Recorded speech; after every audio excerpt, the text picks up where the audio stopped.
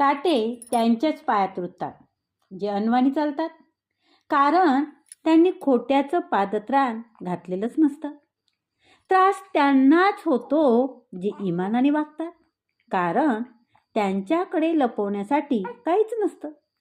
सरळ माणूस सगळं सहन करतो, पण कुणाला मुद्दाम तो दुखवत कधीच नाही. फसवणूक करणारे मात्र सुखात चालतात आणि प्रामाणिक माणूस आपल्या जखमा सोसतो आणि तरीही तो आपली वाट मात्र कधीच बदलत नाही, कारण त्याचा आत्मसन्मान त्याच्यासोबत असतो. इमानदारीचा मार्ग सोपा नसतोच कधी. इमानदारीचा मार्ग हा सोपा नसतो, पण तोच मनाला शांतता देत असतो.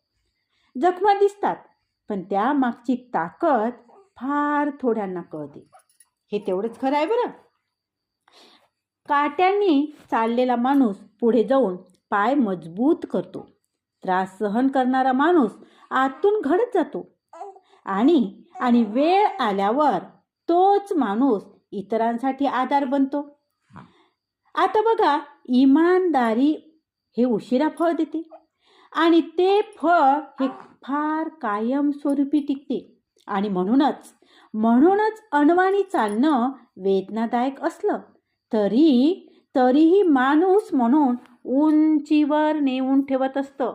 आणि म्हणूनच काटे त्यांच्याच पायात रुततात जे अनवाणी चालतात.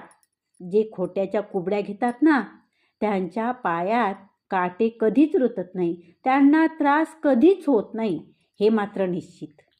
पटलंय ना?